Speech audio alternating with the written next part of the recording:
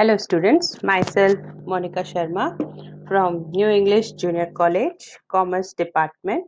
Students, today we will learn 12th Economics Chapter 4, that is Supply Analysis, and these are our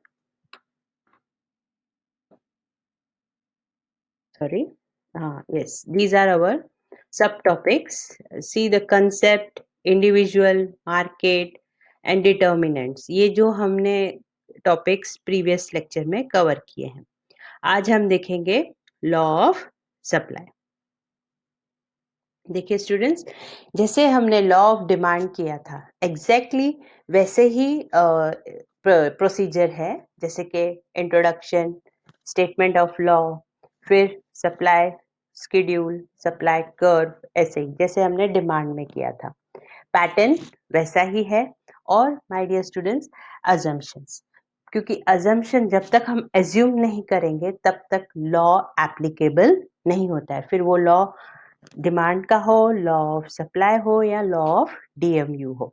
आपके ये 3 laws जो है बहुत important है आपके एग्जाम पॉइंट ऑफ व्यू से, बोर्ड पॉइंट ऑफ व्यू से.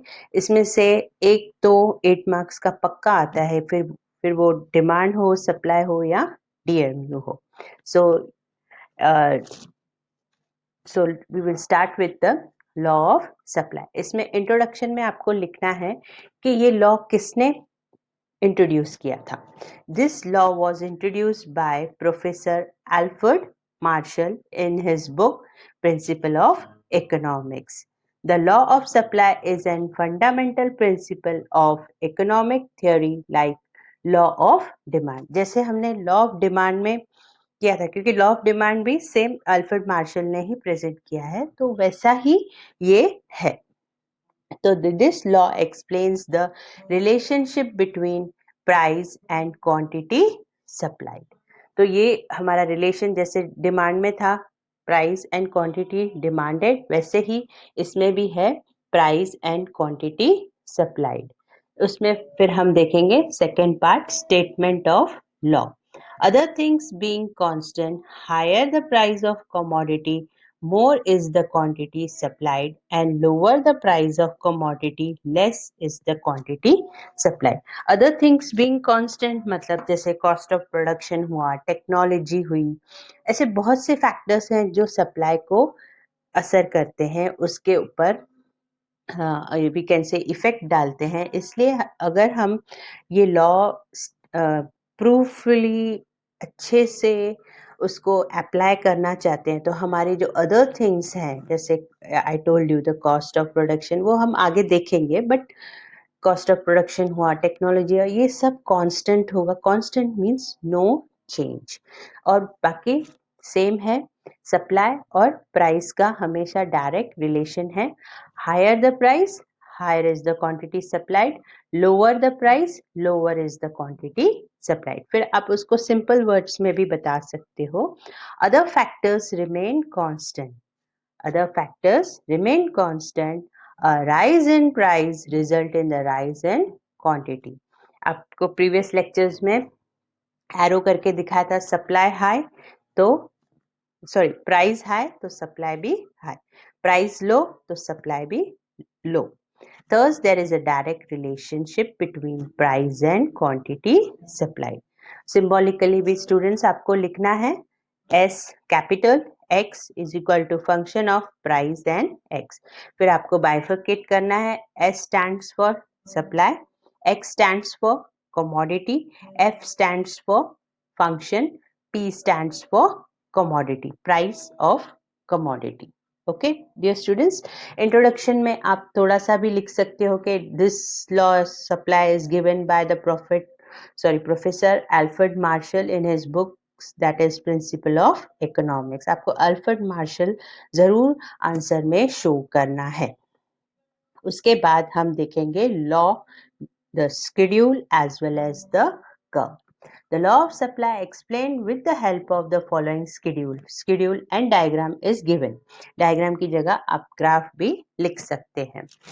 As you know, earlier lectures में individual supply curve में हमने किया था कि price and supply, जैसे जैसे प्राइस बढ़ता है सप्लाई मार्केट में प्रोड्यूसर ज्यादा करता है. क्यों? क्योंकि प्रोड्यूसर का एक ही मोटो रहता है, that is profit, to earn profit. Entrepreneur profit, do you remember the factors of production? तो वैसा ही ये बिहेवियर है, producer behaviour, producer, manufacturer, entrepreneur, आप सब इनको एक ही कैटेगरी में डाल सकते हो. तो जैसे ही प्राइस इंक्रीज हो रहा है माय डियर स्टूडेंट्स, यहाँ पे आप टेबल में देखिए 10, 20, 30, 40 एंड 50. जैसे प्राइस बढ़ रहा है, supply of the quantity in the market is increase. Supply बढ़ रहा है मार्केट में, तो हम देखेंगे 10 रुपया प्राइस है कमोडिटी का, तो 100 kg is demanded. 20 rupees price है तो 200 kg is demanded. 30 rupees price है तो 300 kg is supplied in the market. Previously मैंने demand word use किया था, sorry for that. Supplied by the producer. So 40 price of a commodity is offered by the supplier and he will offer 400 kg वो supply करेगा in the market. क्यों? उसका profit margin बढ़ जाएगा. 50 rupees पे supplier कितना कमोडिटी सप्लाई करेगा? 500 kg. फिर आपको, जैसे मैंने पहले आपको बताया है, स्केड्यूल के बाद उसको एक्सप्लेन करना बहुत ज़रूरी है. जब तक आप सप्लाई स्केड्यूल, जो भी स्केड्यूल आप बना रहे हो, उसको एक्सप्लेन नहीं करोगे तो you you won't get a good marks, we can say scoring नहीं होगा. तो इसके लिए स्कोर करना है, फिर आप भले ही टेबल बनाओ, ग्राफ बनाओ, you have to explain dear students. Then इसको आप रफली थोड़ा सा आपको एक्सप्लेन करना है कि ये रिलेशनशिप दिखा रहा है प्राइस एंड कमोडिटी का, सप्लाइड का. जैसे ही प्राइस राइजेस हो रहे हैं 10 to 20, 20 to 30, 30 to 40, 40 to 50, वैसे ही हमारा सप्लाई भी इंक्रीज हो रहा है फ्रॉम 100 kgs टू, आप ऐसे भी लिख सकते हो, from 100 kgs to 500 kg unit respectively. ये क्या दिखा रहा है डियर स्टूडेंट्स? जैसे ही प्राइस बढ़ा, supply also rises, and when price fall या लो हुआ तो सप्लाई भी लो होगा. थर्स इनका क्या रिलेशन है? Direct relationship between the price and the quantity supply. फिर इसी सप्लाई शेड्यूल को आपको सप्लाई कर्व में कन्वर्ट करना है. आपको मैंने पहले भी बताया है, वही एग्जाम पेपर में आपको ड्रॉ करना है. 2 डायमेंशनल फिगर है ये, X axis and Y axis. X axis पे हमेशा हम क्या दिखाते हैं? क्वांटिटी. फिर क्वांटिटी डिमांडेड हो या क्वांटिटी सप्लाइड हो, और Y axis is always I think reserve for price. अभी आप प्राइस में शेड्यूल में देखिए 10, 20 है तो 10 का स्केल आपको अप्लाई करना है वाई एक्सिस पे, 10, 20, 30, 40 एंड 50. एंड क्वांटिटी सप्लाइड पे 100, 200, 300, इस तरह आपको स्केल दिखानी है. फिर आपको यही शेड्यूल को ग्राफ में प्लॉट करना है. 10 रुपीज पे 100 kgs, 20 रुपीज पे 200 kg सप्लाई हो रहा है मार्केट में, 30 रुपीज पे 300 kg सप्लाई हो रहा है मार्केट में, 40 पे 400 एंड 50 पे 500. आप इसको बॉक्स स्टाइल में भी दिखा सकते हो, बार जैसे ये दिखा रहे हैं, और आप डॉट भी दिखा सकते हो. बट मोटो आपको क्या है? उसको ज्वाइन करना. ये देखिए, इन सबको ज्वाइन करना है and you will get a, आपको एक सप्लाई कर्व मिलेगा that is moving upward from left to right. Totally opposite है डिमांड का. Demand moves, sorry, slope downwards from left to right. ये डिमांड कर्व है. सप्लाई कर्व उसका opposite है, it moves upward from left to right, इसलिए इसको positive slope भी कहा गया है। यहाँ पे देखो आपको ये फिलअप्स में इसमें आपको काम आएगा। तो ये है positive slope from left to right. क्यों? क्योंकि ये इसका अपवर्ड मूवमेंट है, इसलिए इसको पॉजिटिव स्लोप भी कहा गया है। And you have to represent SS supply curve. आपको ये रिप्रेजेंट करवाना है, दिखाना है, एक्सप्लेन करना है। एक्स एक्सिस पे आप क्वांटिटी सप्लाई दिखाया है, वाई एक्सिस पे आपने प्राइस ऑफ द कमोडिटी दिखाया है, and supply curve S S is always slopes upward. ये अपवर्ड तब होगा जब हम एजम्पशंस लेंगे, बिकॉज अल्फ्रेड मार्शल ने कहा है कि जब तक आप एज्यूम नहीं करोगे कोई भी लॉ एप्लीकेबल नहीं होता है। तो assumptions आर वेरी इंपॉर्टेंट। और एग्जाम में अगर आपको ऐसे पूछा गया एक्सप्लेन लॉ ऑफ सप्लाई, तो आप इतना लिख के आएंगे, आपका हाफ मार्क्स कट जाएगा। क्यों? क्योंकि आपने assumptions नहीं लिखे हैं। तो assumptions are very important for any law. तो आ जाएंगे अभी हम assumption पे। तो assumptions टोटल 7 assumptions हैं। इसमें एक ही आपका पॉइंट रहेगा, कांस्टेंट एंड नो चेंज। ये assumptions हमने डिटर्मिनेंट्स प्रीवियस लेक्चर में किया था, डिटर्मिनेंट्स ऑफ सप्लाई। वही डिटर्मिनेंट्स को आपको यहाँ पे कांस्टेंट, नो चेंज ऐसे करके दिखाना है, और आपको बताना है कि अगर चेंज हुआ तो लॉ ऑफ सप्लाई एप्लीकेबल नहीं होगा। बस यही आपको इंग्लिश में you have to write in English in that way. ठीक है? तो कांस्टेंट यहाँ पे इमेज देखिए, constant means no change. It is also called balanced, जो कुछ भी चेंज नहीं कर रहा है, क्योंकि जरा सा भी चेंज होगा तो बॉल इधर का उधर हो जाएगा। तो वैसे ही आपका सप्लाई कर्व भी इधर का उधर हो जाएगा, अपवर्ड का डाउनवर्ड आ जाएगा। इसलिए लॉ ऑफ सप्लाई अगर आपको पॉजिटिव स्लोप रिक्वायर्ड है तो ये आपके 7 assumptions आपको हेल्प करेंगे लॉ ऑफ सप्लाई को पॉजिटिव स्लोप में लाने के लिए। Moving upward from left to right. It shows a direct relationship between the price and the quantity supplied. So assumption, the very first assumption is constant cost of production. क्योंकि जरा भी अगर cost of production में COP में change हो गया तो cost of production किस पे असर करेगा? प्राइस पे।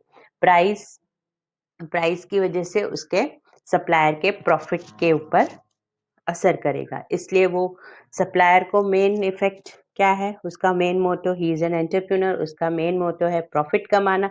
अगर उसका प्रॉफिट कम हो जाएगा तो वो प्रोडक्शन में इंटरेस्ट नहीं लेगा। तो इसके लिए अगर हमको सप्लाई कॉन्स्टेंटली बढ़ानी है तो हमको कॉस्ट ऑफ प्रोडक्शन को कांस्टेंट रखना है। तो ये हो गया आपका एक्सप्लेनेशन। अब मैं आपको इंग्लिश में रीड करके बता रही हूँ।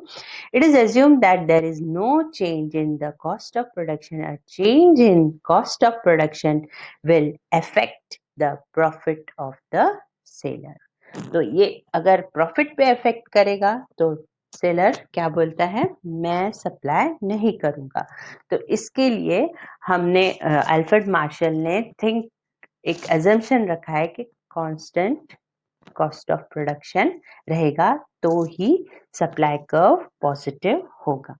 The second, techniques. अगर टेक्निक्स में चेंजेस आ गए, इम्प्रूवमेंट हो गया, तो क्या होगा? प्रोडक्शन बढ़ जाएगा। प्रोडक्शन बढ़ जाएगा तो क्या होगा? सप्लाई बढ़ेगा। सप्लाई बढ़ेगा but at a same price वो नहीं करेगा, क्योंकि टेक्नोलॉजी में भी तो उसने वी कैन से इन्वेस्ट किया होगा। तो वो नहीं चाहेगा कि मैं सेम प्राइस पे सप्लाई इंक्रीज करूं। तो इसके लिए अल्फ्रेड मार्शल ने कहा है कि टेक्निक चेंज नहीं होगी प्रोडक्शन की। It is also assume that technique of production does not change. Improve technique of production में lead to increase in production. ये फैक्ट है कि जैसे ही हम टेक्नोलॉजी इंप्रूव करेंगे प्रोडक्शन बढ़ेगा। दिस इन टर्न में lead to an increase in supply at the same price. But हमारे सप्लायर का क्या बिहेवियर होता है? अगर वो सप्लाई बढ़ाएगा तो प्राइस भी बढ़ाएगा। तो यहाँ पे सेम प्राइस को आपको अंडरलाइन करना है, क्योंकि सेम प्राइस पे he will not be willing to sell the products. Okay, so supply the product, not sell. He is not a seller, he is a supplier. Sorry for that. Okay, now abhi next assumption is no change in weather condition, क्योंकि देखिए हमारा जो determinants में हमने देखा था कि weather condition natural conditions जो है वो हमारे प्राइमरी ऑक्यूपेशन पे असर करती हैं. अगर प्राइमरी बेस पे असर पड़ता है तो सेकेंडरी फैक्ट्रीज इंडस्ट्रीज उसके ऊपर भी असर पड़ता है. तो इसके लिए हमने यहाँ पे एल्फ्रेड मार्शल ने कहा है कि वेदर कंडीशंस चेंज नहीं होंगी. अगर चेंज हुई तो सप्लाई डिक्रीज हो जाएगा, क्योंकि प्रोडक्शन ही नहीं होगा ना बेसिक प्राइमरी लेवल पे. क्रॉप्स नहीं होंगे या जो भी है, स्टील नहीं प्रोड्यूस होगा, तो ये सब इफेक्ट करेगा किसको? सेकेंडरी को. सेकेंडरी फिर थर्ड सेक्टर को इफेक्ट करता है. इसलिए अल्फ्रेड मार्शल ने कहा है कि वेदर कंडीशंस चेंज नहीं होंगे तो ही ये लॉ एप्लीकेबल है. आपको सप्लाई कर्व पॉजिटिव मिलेगा और डायरेक्ट रिलेशन मिलेगा विद द प्राइस. ठीक है, तो यहाँ पे देखिए, it is assume that there is no change in weather condition. कोई भी नेचुरल कैलामिटीज नहीं आ रही है, ना फ्लड ना अर्थक्वेक, कुछ भी नहीं आ रहा है. एंड दिस में decrease the supply. Even corona virus भी नहीं आ रहा है. तो ये जैसे कोरोना वायरस आया तो सप्लाई डिक्रीज हो गए. एसेंशियल गुड्स की नहीं, नॉन एसेंशियल गुड्स की सप्लाई डिक्रीज हो गई है. तो फिर हमारा लॉ एप्लीकेबल नहीं हुआ. So now we are moving to the fourth, that is no change in government policies. हमने determinants में अच्छे से किया था. Government policies means subsidized goods, जैसे LPG, राशन जो मिलता है हमको, ये सब हमारे subsidized goods हैं. तो और इंडस्ट्रियल पॉलिसीज हुआ, टैक्सेशन पॉलिसीज हुआ, ट्रेड पॉलिसीज हुआ, ट्रांसपोर्टेशन पॉलिसीज हुआ. तो इसमें किसी में भी चेंज नहीं आ रहा है. अगर चेंज आएगा तो उसका हमारे सप्लाई पे असर पड़ता है, क्योंकि अगर ट्रेड, फॉर एग्जांपल अभी हम ले रहे हैं कि ट्रेड पॉलिसी चेंज हुई, तो ट्रेड कौन करता है?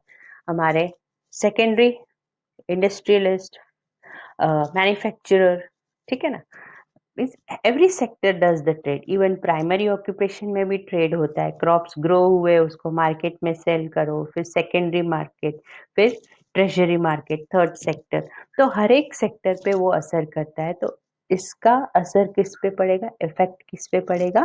सप्लाई पे. तो हमारी सप्लाई जो पॉजिटिव स्लोप है वो नहीं आएगी. सप्लाई होगा बट हमारी सप्लाई क्या है, क्या नेचर है उसका? जैसे प्राइस बढ़ता है सप्लाई बढ़ता है. तो अगर गवर्नमेंट पॉलिसी चेंज हुई तो हमारा ये लॉ एप्लीकेबल नहीं होगा. इसलिए अल्फ्रेड मार्शल ने कहा है no change in government policy.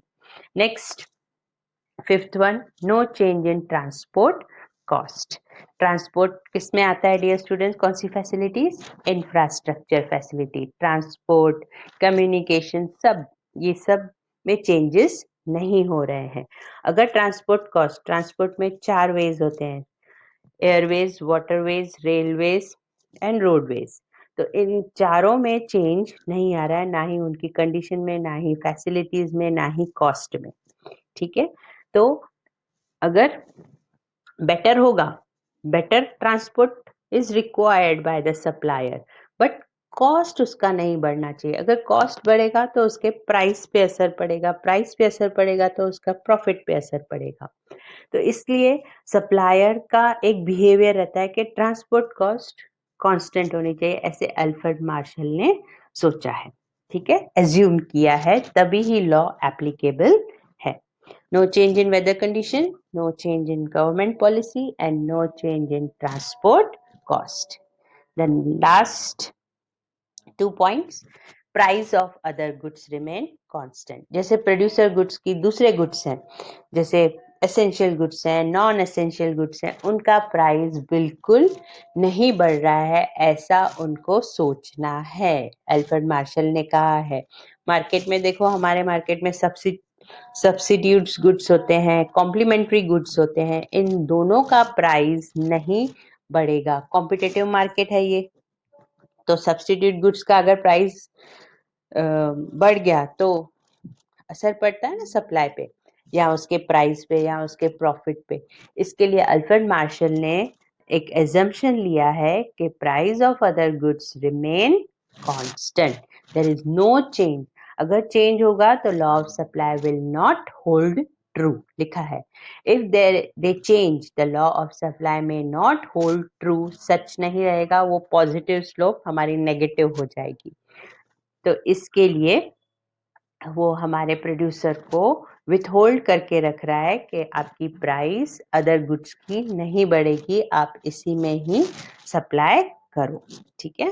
The last point is no future expectations. ये प्रोड्यूसर पॉइंट ऑफ व्यू से प्रोड्यूसर को ऐसे एक्सपेक्ट ही नहीं करना है कि फ्यूचर में प्राइस बढ़ेगा इनका, तो वो क्या करेगा, अगर ऐसे सोचेगा तो वो विथहोल्ड कर देगा. विथहोल्ड मतलब होर्डिंग करेगा, सामान अपने पास जब्त करके रखेगा कि फ्यूचर में प्राइस बढ़ेगा, मैं ज़्यादा प्रॉफिट कमाऊं. क्योंकि प्रोड्यूसर का बिहेवियर ही ऐसे होता है, P for producer, P for price and P for profit. ये 3 पी सप्लायर के दिमाग में रहती है कि जैसे ही प्राइस बढ़े मैं ज़्यादा प्रॉफिट कमाऊं और मैं प्रोड्यूसर हूँ. तो उसको ऐसा सोचना नहीं है कि फ्यूचर में प्राइस बढ़ेगा तो एट प्रेजेंट वो क्या करेगा, शॉर्टेज दिखाएगा गुड्स की. तो इसके लिए अल्फ्रेड मार्शल ने ये एजम्पशन लिया है कि फ्यूचर एक्सपेक्टेशन प्रोड्यूसर के लिए है ही नहीं. यहाँ पे सेलर लिखा हुआ है, seller producer one and the same thing he है. So, sixth point is price of other goods remain constant, and seventh point is no future expectation. These are the assumptions given by Alfred Marshall, Professor Alfred Marshall. Okay, now we will have a quick recap on the law of supply. इस तरह आपको board में present करना है. आपको चाहिए introduction लिखिए, आपकी मर्जी है, बट स्टेटमेंट ऑफ लॉ को स्किप नहीं करना है. अदर थिंग्स बीइंग कांस्टेंट, आप एक स्टेटमेंट के पहले एक लाइन लिख सकते हो, this law has been introduced by professor Alfred Marshall in the principle of economics. तो ऐसे बुक्स में आप दिखा सकते हो. फिर आपको सप्लाई शेड्यूल ड्रॉ करना है, फिर उसको एक्सप्लेन करना है, फिर सप्लाई कर्व को ड्रॉ करना है with the graph X and Y axis 2 dimensional figure. फिर उसको एक्सप्लेन ज़रूर करना है कि आपको कौन सी क्या मिला, कर्व मिली पॉजिटिव. फिर आपके assumptions, constant cost of production, constant technique of production, no change in weather condition, no change in government policy, no change in transport cost, and the price of other goods remains constant, and no future expectation by the producer. तो ये पूरा law जो है आपके producer point of view से ही सोचना है. आप यहाँ पे कंज्यूमर नहीं हो, you are a supplier. Okay, that will be all. Thank you.